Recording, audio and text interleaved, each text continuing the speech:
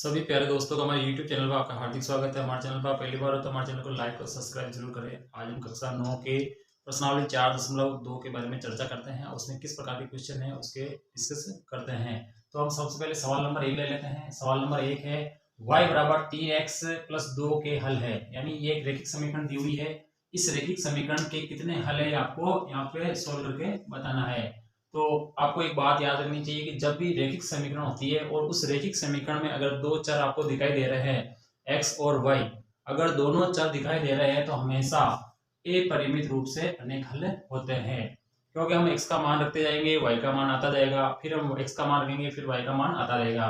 तो जब भी आपको किसी भी रैखिक समीकरण में दो चर x और y दोनों दिए हुए हैं तो उसके जो हल है वो अपरिमित रूप से अनेक हल होते हैं। और अगर रैखिक समीकरण में केवल एक चर हो, इसका उत्तर आपका अपरिमित रूप से अनेक हल होता है। अगर रैखिक समीकरण में जैसे ये एक रैखिक समीकरण है, अब इस रैखिक समीकरण में केवल एक चर दिखाई दे रहा है तो इसके केवल ए द्वितीय हल होते हैं। क्या होते हैं? केवल ए द्वितीय हल होते हैं। तो इस तरह की समीकरण में आपको विशेष ध्यान रखना है। अगर केवल एक चर दिखाई दे रहा है तो ए द्वितीय हल होगा, और अगर दोनों चर दिखाई दे रहे हैं तो अपरिमित रूप से अनेक हल होगा। केवल इतना सा आपको इस प्रश्नावली में याद रखना है। क्वेश्चन नंबर 2 ले लेते हैं। निम्नलिखित समीकरणों में प्रत्येक समीकरण के दो, यहाँ पे दो हल, दो की जगह हम क्या करेंगे? 4 हल लिख देंगे। 4 हल ज्ञात कीजिए। यानी ये आपको जो 3 रैखिक समीकरण दी हुई है इनके 4 हल आपको निकालना है। सबसे पहले हम रैखिक समीकरण का स्टार्ट करते हैं। 2x + y = 7। ये एक रैखिक समीकरण है क्योंकि इसमें दो चर दिखाई दे रहे हैं, x और y दोनों चर दिखाई दे रहे हैं, तो इसके अपरिमित रूप से अनेक हल होते हैं, यानी कई सारे मान होते हैं। हमें केवल 4 मान निकालना है। तो सबसे पहले हम क्या करेंगे? x बराबर हम रखेंगे 0। जब x बराबर इस समीकरण में 0 रखेंगे तो हम जहां पे x है वहां पे क्या करेंगे? 0। तो हम रख रहे हैं जैसे 2 गुणा 0 प्लस y बराबर 7, ये रख दिया है। 2 को 0 से गुणा करेंगे क्या आ जाएगा? 0 प्लस y बराबर 7। ये क्या होगा? 0 इधर आएगा तो y बराबर आपके पास कितना प्राप्त होगा? y बराबर 7। तो एक बिंदु आपको प्राप्त हो गया। जब आप x का मान 0 रखेंगे तो y का मान आपके पास कितना प्राप्त होगा? 7। तो एक हल आ गया। दूसरा हल निकालते हैं। दूसरा हल हम निकालेंगे x बराबर हम क्या 1 रखेंगे। तो समीकरण में जहां पे x है वहां पे 1 रखना है। तो 2 गुणा 1 प्लस y बराबर 7। फिर 2 एकम 2 प्लस y बराबर 7। तो ये 2 क्या इधर आ जाएगा? तो y बराबर 7 माइनस 2, और 7 में से 2 देखेंगे कितना हो गया? 5। तो y बराबर आपको कितने प्राप्त हुआ? y बराबर आपको प्राप्त हो गया 5। तो ये एक और आपको बिंदु प्राप्त हो गया। तो ये बिंदु को प्राप्त हुआ है। x का मान 1 रखा तो y का मान आपको कितना प्राप्त हुआ? y का मान आपको 5 प्राप्त हुआ है। तो हमने 2 हल निकाल लिए। इस प्रकार से आप कई सारे हल निकाल सकते हैं। तो इस समीकरण में 4 हल पूछे हैं तो हमने यहाँ पे 2 हल निकालने हैं। अगली बार आप क्या x बराबर 2 रखेंगे, फिर एक हल आ जाएगा, x बराबर 3 रखेंगे, फिर एक हल आ जाएगा। इस तरह से हम चलते रहेंगे। तो हम एक हल और निकाल के देख लेते हैं। तो हम अब की बार रख रहे हैं x बराबर 2। x बराबर 2 रखेंगे समीकरण में, तो देखो 2 गुणा 2 प्लस y बराबर 7।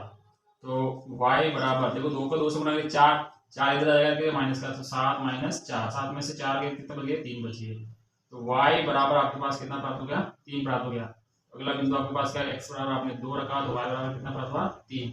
इस प्रकार से हमें क्या करना है? हल निकालना है, और अपरिमित रूप से अनेक हल निकाल सकते हैं। आप रखते जाइए, हल आते रहेंगे। समीकरण नंबर 2 ले लेते हैं। अब इसमें देखो x और y दोनों चर लिखे हुए हैं, तो इस समीकरण के अपरिमित रूप से अनेक हल होंगे। तो हमें यहाँ पे 4 हल नहीं निकाल के मैं वापस से 2 हल के लिए ही निकालता हूँ कि 2 हल ज्ञात कीजिए। तो यहाँ पे देखो पाई लिखा हुआ है, पाई की जगह हम क्या करते हैं? 22/7 लिख सकते हैं। इस समीकरण को मैं दोबारा लिख सकता हूँ 22/7 x प्लस y बराबर 9। ये एक समीकरण हो गई। एक मान हम निकाल लेते हैं। सबसे पहले x बराबर हम रखेंगे 0। x बराबर 0 रखेंगे तो रखेंगे तो 22 गुणा 0 प्लस y बराबर 9। तो 22 को 0 से गुणा करेंगे क्या आ जाएगा? 0 प्लस y बराबर आपके पास कितना आएगा? 9। 0 आएगा तो y बराबर क्या आ गया आपके पास? y बराबर क्या है? 9 आ गया। तो एक बिंदु आपके पास क्या बन गया? तो x का मान 0 रखा तो y का मान आपके पास कितना प्राप्त हुआ? 9 प्राप्त हुआ। एक हल आपका आ गया। अगला हल कैसे निकालेंगे? इसी प्रकार से हम क्या करेंगे? x बराबर 1 रखेंगे। तो मैं रख रहा हूँ x बराबर 1 रखने पर, x जहाँ x है वहां पे 1 रखना है यहाँ पे, ठीक है। तो 22/7 गुणा 1 प्लस y बराबर 9। 22 को 1 से गुणा, 22/7 को 1 से गुणा करेंगे तो 22/7 ही आएगा, प्लस y बराबर 9। ये 22/7 इधर आ जाएगा तो किसका हो जाएगा, माइनस का हो जाएगा। y बराबर हो जाएगा 9 माइनस 22/7। इसके नीचे एक मान लेंगे, इसका एलसीएम लेंगे। एलसीएम कैसे लेते हैं, देखो एलसीएम आपके पास कितना आएगा, 7 आएगा, क्योंकि 1 और 7 का एलसीएम कितना आएगा, 7 आएगा। 1 का और 7 बार बोलेंगे 7 बार जाएगा, 7 को 9 से 7 नाम 9 7 63 आ जाएगा, माइनस और 7 से एक बार करेगा 22 आ जाएगा।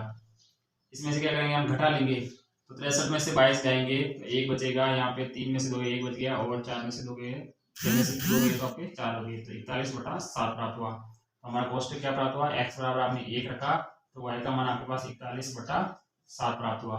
इसी प्रकार से हम क्या करेंगे, 2 रखेंगे 3 रखेंगे, इसे मान निकाल सकते हैं। अगला सवाल लेते हैं, सवाल नंबर 3 है आपका, इस x बराबर 4y, इसमें भी दोनों चर दिखाई, x और y दोनों चर दिखाई दे रहे हैं, दोनों चर दिखाई दे रहे हैं तो इसके अपरिमित रूप से अनेक हल होंगे।